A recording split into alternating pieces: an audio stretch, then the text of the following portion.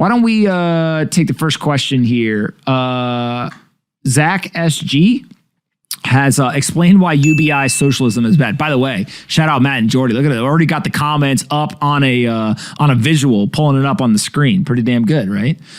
Explain why UBI socialism is bad. So take out socialism for a second, just UBI. UBI, universal basic income, is the whole idea that the government is going to hand out money directly to people and will replace their salaries. Now, the first thing is just the incentive system. If we want to have a productive society, we need to have an incentive system that says go produce things and then you get value. If the government just sends you checks and you can just sit back and chill on your lazy boy recliner, what are you producing? What value did you create for us as a society or as an economy? If you don't create value but you still get paid, now you're incentivized to do nothing. You don't have to do anything. There's no incentive.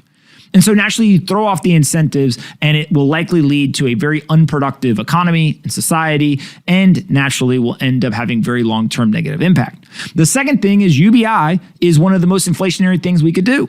We just saw a version of it where they're handing out $1,200 and the net result was we got 8.5% inflation. If they were to turn around and say, every American, every single one of you, we got you. Don't worry. We're politicians. We're here to save you. We're going to hand out checks. Every month you get $1,000. That's going to be bad. What is inflation going to go to then? 15, 20, 25%? No, they'll manipulate the basket. They'll tell you it's only 8.5%. But naturally what's going to happen is I'll give you $1,000 a month, but I'll screw you with inflation. It is a horrible idea.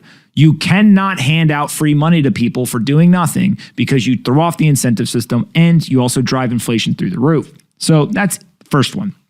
Second, thoughts on negative GDP. We just talked about that. What I would say there is that the negative GDP ends up being, one, just hilarious that the economists can be off so bad and keep their jobs. Two, the economy contracting, not good. We will, I believe, get 2 quarters straight of contraction of the economy. But I think that the more important thing is that we're getting the negative GDP growth with the inflation. So historically, what you've thought about is if you're a central banker, okay, I can let inflation run hot, or I can raise interest rates and probably throw us into a recession. Inflation, recession, pick your poison. But now what we've done is, nope, we get both. That's not a good situation to be in. And so I think that's the big takeaway from this, is that we're getting the negative GDP growth with the inflation. And this is after the central bank put us down to 0% interest rates, and we sent about $7 trillion into the economy. Well, if we do all that manipulation, all that propping up, we're going to need bigger and bigger hits of stimulus in the future to get more growth. We have to grow. And the only way to do that is we're going to go from what used to be hundreds of billions of dollars in stimulus packages to now in recent 2 years was trillions of dollars. Eventually, we're going to start seeing $10+ trillion stimulus packages. That's right. Right now, what's today? Today is April 29th, 2022. I'm calling it in the next 10 years, we will see $10+ trillion stimulus packages. Why? Because they have to. It's like a drug addict. The more that somebody is addicted to drugs, they need more and more of the drug to get that same high. And as they get a bigger and bigger high, eventually they overdose because they take too much of the drug. Well, that's eventually what happens to an economy as well. We've seen this over and over and over again in history. Now it's just the time that it seems like it's coming to fruition. Fox asking, do you think Bitcoin is going to drop by over 30% this year? I believe that Bitcoin is already down pretty significantly this year. Let's see real quick. If we look at the year-to-date chart of Bitcoin, Bitcoin was trading at about $46,000 to start the year. Today it's down about $39,000. So let's call it that it's down $7,000 or so. As you all know, I'm not a genius, so let me go to the calculator. 7 divided by 46 is it's already down 15%. So we're halfway there. And in order for it to go down even more, you have to get down to about $31,000, give or take. And it already touched down around 33, 34. So in some way it dropped, 25+% already this year at some point. The question is just, where does it end the year? And my guess is that by the end of the year, there will be lots of volatility along the way, but they're going to get back into easing of monetary and fiscal policy. And if they do that, Bitcoin will be a great beneficiary of it because of the volatility.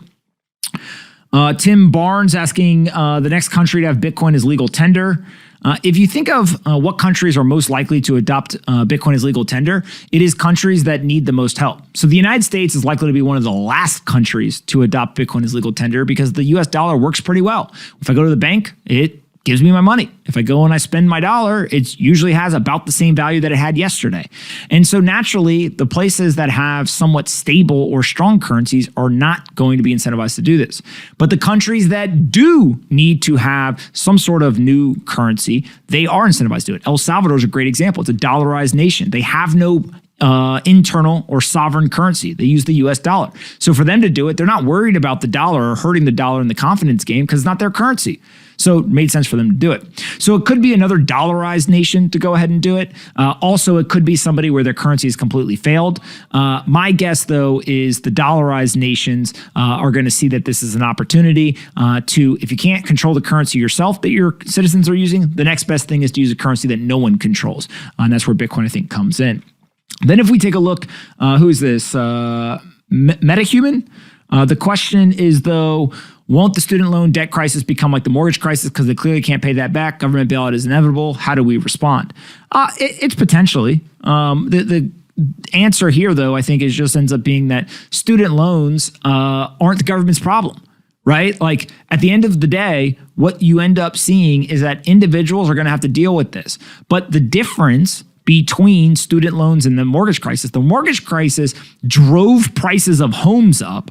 And then there was a massive crash, and there were investors betting on the continuation of home prices going up or the failure of home prices. And so that's where you really got it. The reason why the mortgage crisis led to all sorts of financial issues is because all these banks had massive exposure to the mortgage market, and it ended up being a house of cards, and it fell apart. And then the banks were literally brought to their knees and almost failed. Some of them did fail, and ended up having huge issues. Student loan market, while large, is nowhere near as financialized as the mortgage market was. And so I don't think that you would have the same kind of systemic issues as you would have with the mortgage market. Let's do we'll do one more.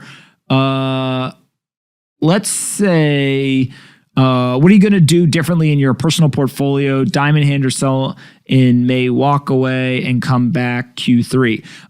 I don't sell. One of the biggest lessons that I've learned in investing is I try my hardest not to sell things. Every once in a while, for liquidity management or something, I've got to sell an investment here or there. But it's never because I change my mind really in terms of the investment itself and its future prospects. For the most part, my strategy is to buy assets and then hold them for forever. And that includes big drops, big rises. It just buy the assets and just become an asset collector. But with that said, I will keep more cash on hand during times where it could be somewhat tumultuous. And it's just because it just gives me kind of peace of mind. There's actually not that great of an economic argument. It's just trying to get peace of mind and not have to worry about anything. But that's really the only change that I would have is just a little bit more cash. And then, all right, we'll do one more question. Polina asks a question here. What's been your favorite part of being a dad? Of course, my wife asked me this. And I'm getting messages that Polina is requesting you answer her question. My favorite part of being a dad by far is that I get the combination of one, seeing my young daughter kind of go through all these different phases of, at first she can't recognize me, then she can recognize me, then she knows to smile when she sees me, then she gets fascinated with various things or toys, and you can see kind of the cognitive development is really cool.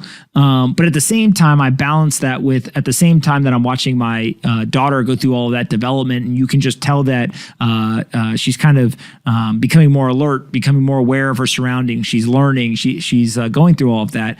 I joke all the time with my wife that somehow my dad has gotten smarter and smarter over the years. My dad used to tell me all the time that as you get older, I'll get smarter. And that's very true, both for my dad and my mom, in that when you're a kid, I think it takes you having a kid to learn more kind of about what the sacrifices your parents went through and the things that they did for you.